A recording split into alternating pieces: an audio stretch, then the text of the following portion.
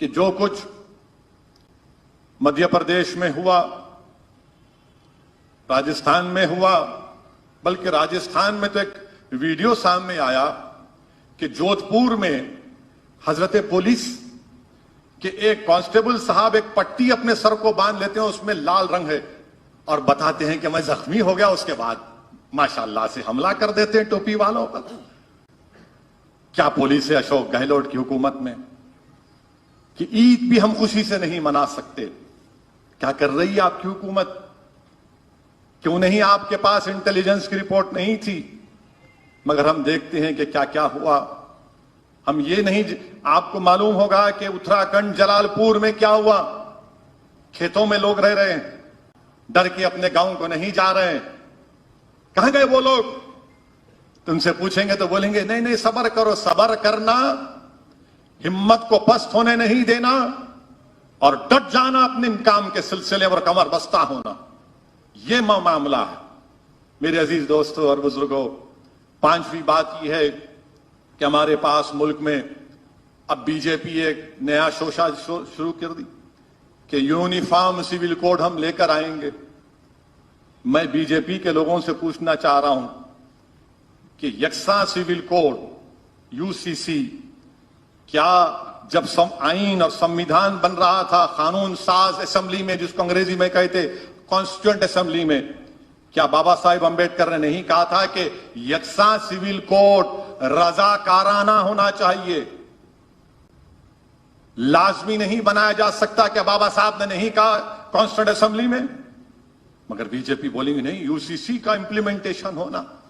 अच्छा, जो Hindu marriage act जो पार्लियामेंट से बनाया गया, उसमें आप तब्दीली पैदा करेंगे।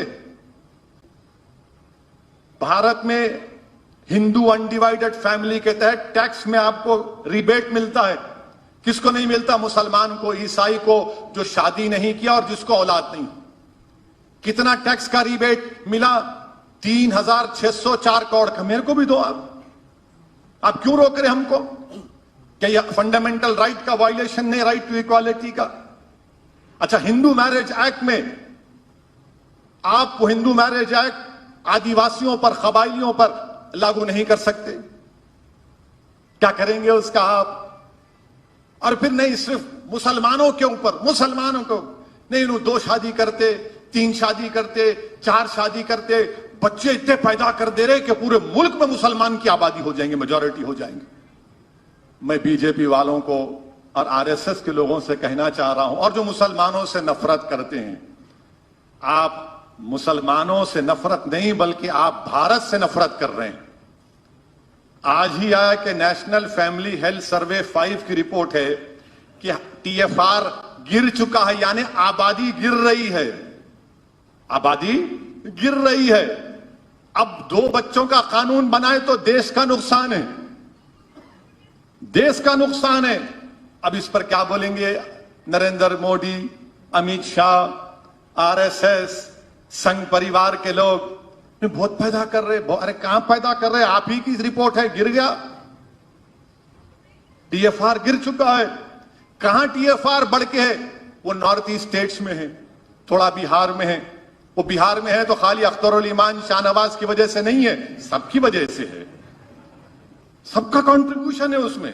अकेले अख्तरुल ईमान, अंजर नईमी, आदिल का अभी शादी हुई आदिल की, उनका तो अभी कुछ आमदी नहीं हुई है, होंगी इंशाअल्लाह, अल्लाह नेक साले औलाद दे। मगर पॉपुलेशन टीएफआर गिर चुका है, ये आपकी रिपोर्ट है, नहीं मुसलमान। अब अगर कोई बोला आपके सामने तो बोलना ये टीएफआर क्या है, नेशनल फैमिली हेल्थ सर्वे 5। देखो सन्नाटा तारी हो जाएगा इनके पास इसका कोई जवाब नहीं। अब दूसरों से मुंह लगा लेते, हमारे से मुंह नहीं लगते। इनको मालूम यहां पे आए तो जवाब मिल जाता है इनको दलाइल के साथ। मेरे अजीज दोस्तों और बुजुर्गों, फिर यूनिफॉर्म सिविल कोड में एक और बात ये बोलते कि आप नहीं, आप कैसा 2-2 शादियां करते। आज से मेरे ख्याल से 1976 में या कभी एक सर्वे आया था सेंसस का, सबसे ज्यादा 2 शादियां करने वाले हमारे हिंदू भाई थे, उसके बाद मुसलमान थोड़ा पीछे थे, उसके बाद नहीं हुआ। अभी भी हम बोल रहे करा लो सेंसस, आप अब कराएंगे ना 2022 का, करा लो, आप पूछ लो किसके पास 2 बीवियां हैं, पूछ लो आप।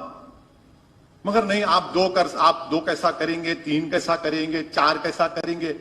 मेरे दोस्त, ये वादा हमसे किया गया था कि हमारी शरीयत में मदाखलत नहीं की जाएगी जब जंग आजादी में हम हिस्सा ले रहे थे। क्या तुम भूल गए उस वादे को?